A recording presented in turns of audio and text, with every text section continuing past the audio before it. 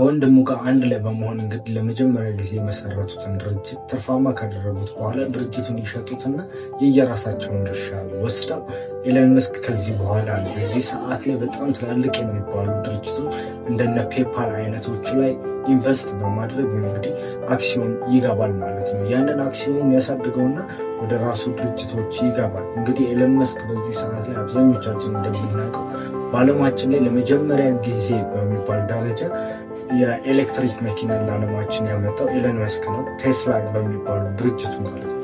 በቴስላ ብቻ አይደለም፣ በናሳ ምርምሮች ላይ በተለያዩ የፈጠራ ስራዎች እንዲሁም ደግሞ የቴክኖሎጂ ስራዎች ለስተርም ነው። በጣም ብዙ ሴክተሮች ላይ የምታገኙት የዘመናችን ታላቅ ጀግና ሰው ሊሆን ይችላል ማለት ነው።